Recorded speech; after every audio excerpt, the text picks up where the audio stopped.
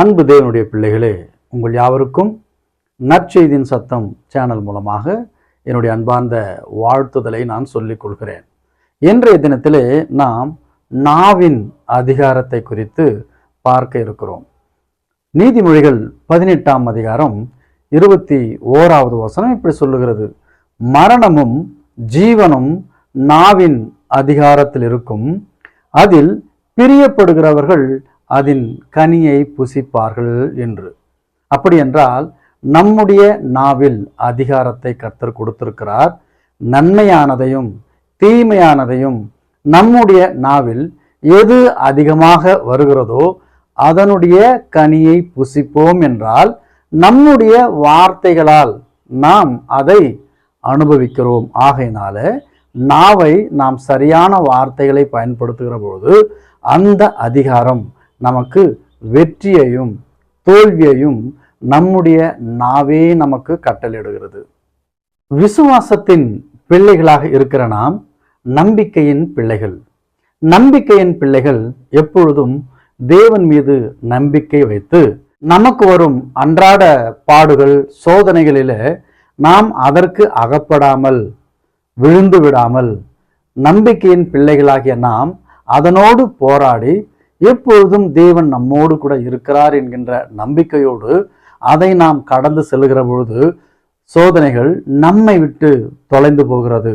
ஆகவே நம்முடைய வாழ்க்கையில் நம்பிக்கையான வார்த்தைகள் மிகவும் மிகவும் முக்கியம்.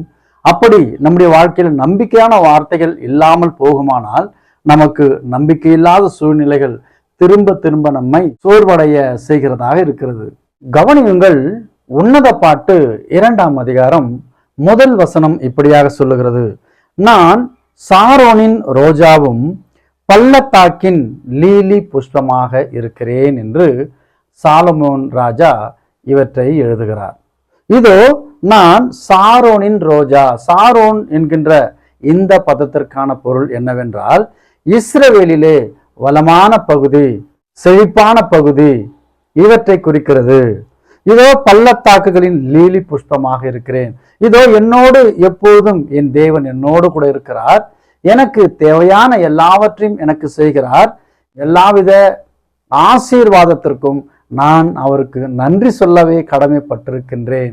நம்முடைய வாழ்க்கையில ஒரு மன நிறைவையும் சந்தோஷத்தையும் எப்பொழுது நாம் முழுமையாக உணர முடியும் என்றால், தேவன் என்னுடைய தேவைகளை அறிந்திருக்கிறார், எனக்கு தேவையானதை எனக்கு செய்கிறார் என்று நாம் அவருக்கு நன்றி பாராட்டுகிற பொழுது தேவனையும் தேவனுடைய ராஜ்யத்தையும் தேவன் அனுப்பின அவருடைய ஒரே பேரான குமாரனாகிய இயேசு கிறிஸ்துவை விசுவாசிக்கிற ஒவ்வொருவரும் நமக்கு தேவனுடைய ராஜ்யம் மிகவும் முக்கியமானது. இந்த பூமி நமக்கு சொந்தமல்ல என்றால் இந்த பூமியில் வாழ்கிற பொழுது தேவனுக்கு உண்மையாக வாழ வேண்டும். நம்முடைய சூழ்நிலைகள் எப்படி இருந்தாலும் அந்த சூழ்நிலையை நாம் தேவன் நமக்கு கொடுத்தது நம்மை அவர் ஆராயவும் சோதிக்கவும் நமக்கு வந்தது என்று நாம் தெரிந்து கொண்டு அவற்றை நாம் முழு மனதோடு ஏற்றுக்கொண்டு தேவன் நமக்கு செய்கிற எல்லா காரியமும் நமக்கானது, நம்மை தேற்றவும் நமக்கு ஞானத்தை கொடுக்கவும் புரிந்து கொள்ள கொடுக்கவும் தேவனுடைய ராஜ்யத்திற்கென்று நம்மை தயார்படுத்துகிறார் என்கின்ற இந்த புரிதல் வருகிற பொழுது நமக்கு வரும் எப்படிப்பட்ட சூழ்நிலையும் நாம் அதை மிக சீரியஸாக மிகவும் ஆழ்ந்து எடுத்துக்கொண்டு அதனோடு நாம் போராட வேண்டிய அவசியமில்லை. நம்மால் முயற்சி செய்து கிடைக்க முடியாமல் போகிற அநேக காரியங்கள் உண்டு. அதே போலவே நம்மால் முயற்சி செய்து கிடைக்கும் அற்புதமான காரியங்கள் எண்ணற்று இருக்கிறது. முயற்சி செய்து அந்த காரியம் கூடாமல் போகுமானால் ஏன் வருத்தம்? எதற்காக வருத்தம்? நம்மால் முயற்சி செய்து எண்ணற்ற காரியங்கள் வெற்றியின் பாதையில் சென்றிருக்கிறது. அப்படியானால் அந்த வெற்றி பெற்ற காரியங்களுக்காக நாம் மகிழ்ந்து அன்றாடம் தேவனுக்கு நன்றி சொல்லுகிற பொழுது கூடாத 1-2 காரியங்களுக்காக வருத்தப்பட வேண்டிய அவசியம் என்ன? தேவன் நம்மை தெரிந்து கொண்டிருக்கிறார். அவருக்கு நன்றி சொல்ல பழகுவோம்.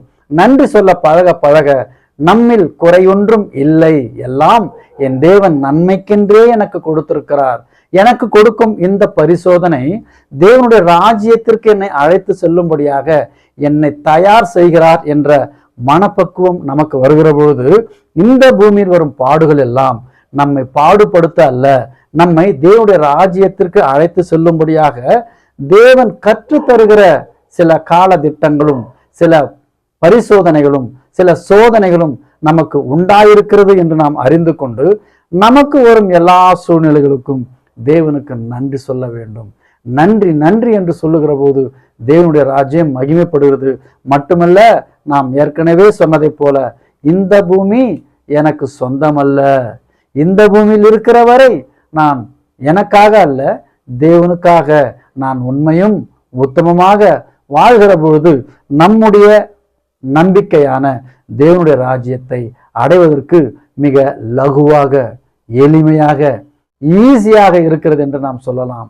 ஆனால் இந்த பூமியில் வரும் பாடுகள் எல்லாம் எனக்கு ஏன் வந்தது என்று கேட்கிற பொழுது நம்மை சோதிக்க நமக்கு கொடுக்கும் அநேக பரிசோதனைகளை நாம் வேண்டாம் என்று சொல்லுகிற போது தேவனுடைய ராஜ்யத்திற்கு செல்லுகிறதற்கான அடையாளங்களையோ எதையும் நாம் ஏற்றுக்கொள்ள தயாராக இல்லை என்பதாக இருக்கிறது.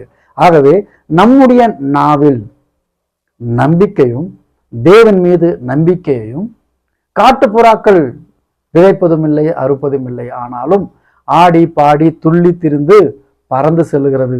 நாமோ நமக்கு எல்லாம் கொடுத்திருக்கிறார், யோசிக்கவும் சிந்திக்கவும் எல்லாம் கொடுத்திருக்கிறார். அப்படி இருந்தும் நமக்குள் கவலைகள் வேதனைகள் சோதனைகளை சகித்து கொண்டு சோதனைகளை தாங்கிக் கொண்டு பூமிக்காக போராடுகிறதல்ல, தேவனுடைய ராஜ்யத்திற்கு சேரும்படியாக இருக்கிற போராட்டங்களை வெற்றி அடைய வேண்டுமானால் தேவனுடைய நாமத்தை கொண்டு அவரை விசுவாசித்து அவரிடம் நாம் வலிமையை பெற்றுக்கொண்டு எல்லாம் சாதிக்க முடியும். ஆகையால் நம்முடைய நாவை பலமாக வலிமையோடு நம்பிக்கையோடு தேவனுக்கு மகிமையை சேர்க்கும்படியான காரியத்தை செய்வோம்.